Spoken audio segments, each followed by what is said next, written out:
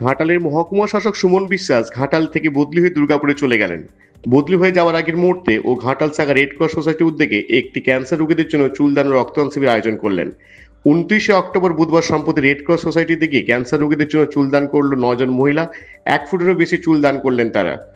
ঘাটাল মহকুমা প্রশাসনিক ভবনের বর্ণপরিচয় মুক্ত অঞ্চল সংলগ্ন স্থানে রক্তদান শিবির অনুষ্ঠিত হলো। এদিন ঘাটালের প্রাক্তন মহকুমা শাসক সুমন বিশ্বাস সহ 53 জন স্বেচ্ছায় রক্তদান করেন। সুমন বিশ্বাস বলেন, 18 বছর বয়স থেকে নিয়মিত রক্তদান করে আসছেন। দেখতে থাকুন বিপ্লবী সংবাদ দর্পণ digital media page. Shine and Shine Beauty পার্লারের সহযোগিতায় 2022 সাল থেকে ওনারা এই চুলদানের কর্মসূচিতে অংশগ্রহণ করে বিনা পারিশ্রমিকে ওনাদেরকে যখনই ফোন করা হয় ওনারা এসে চুলদাতাদের তাদেরকে সাহায্য করেন। হ্যাঁ, তো এই বিষয়ে কিছু বলুন না। কি বলবো, যাই হোক, এই একটা কি বলবো, এটা একটা সোশ্যাল কাজ, ভালো। তো এটা যবে থেকে আমার কাছে এসেছে বা আমাদের সাইন অ্যান্ড সাইনের সঙ্গে যুক্ত হয়েছে, তার জন্য তো আমরা ভীষণ খুশি।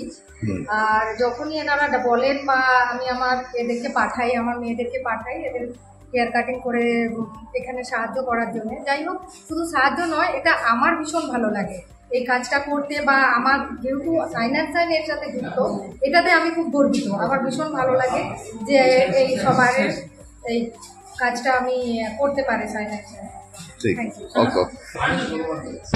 নমস্কার, আমাদের ঘাটাল রেড ক্রস সোসাইটির যে নিয়মিত উদ্যোগ, প্রায় প্রতি সপ্তাহে কোনো সপ্তাহে 2-3 বার করে আমাদের এই কর্মসূচি হয়েছে।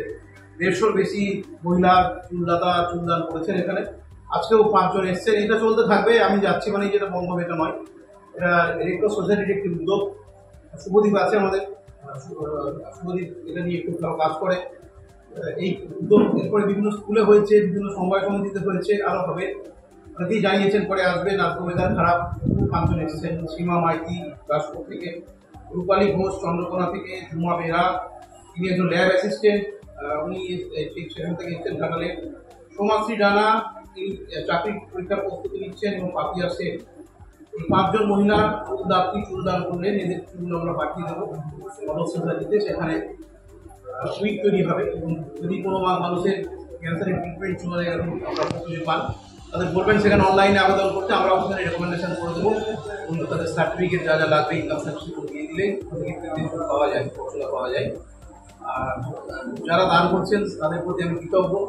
অনেক বিরূপ মন্তব্য সত্ত্বেও তারা কিন্তু এই কাজে এগিয়ে এসেছেন। ধন্যবাদ জানাচ্ছি তাদেরকে। এটা একটা খুব ভালো উদ্যোগ। এই উদ্যোগ যেন চালু থাকে। রক্তদান, চুলদান, মরণোত্তর দেহদান, চক্ষুদান, এগুলি সবাই আমাদের করা উচিত।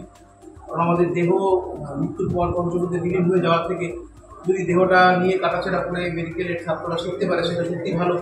আমাদের চোখ দিয়ে আমরা মৃত্যুর পরেও যদি দুনিয়াটাকে দেখতে পারি, সেটা সত্যি একটি ভালো উদ্যোগ। আমার এগুলো ডোনেট করার আছে, এখানে ঘাটানোর উপর অনেকেই করা আছে। মরণোত্তর চক্ষুদান, দেহদান, এটা কিন্তু খুব ভালো একটি উদ্যোগ। আপনারা চাইলে আবার করতে পারেন।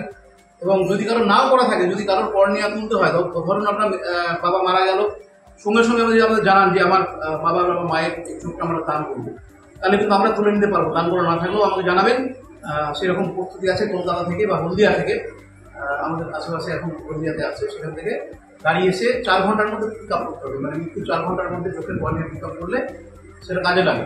যদি কেউ এরকম আছেন যে মৃত্যুর পরে দান করতে চান, সঙ্গে সঙ্গে বলবে মৃত্যুর, আমি অন্তত চেষ্টা করবো যে ওই টিমটাকে নিয়ে এসে চোখের কর্নিয়া তোলার জন্য। তো তমলুক থেকে অনেকেই তুলেছেন। আমাদের প্রশান্ত বলে একটা ছেলে আছে, যে কাজ করে প্রশান্ত সামনে, ওর সঙ্গে আমার যোগাযোগ বা কোনো প্রয়োজনে আমি আছি আপনাদের সঙ্গে। আমার ফেসবুকে মেসেজ করলে বা কোনোভাবে ফোন নম্বর অনেক কাছে আছে, তারা ফোন করলে এটা চলবে। এই চুলদান, দেহদান, রক্তদান সবগুলো কিন্তু বন্ধ হয়ে যাবে না। এভাবে চালু হচ্ছে, চালু হবে।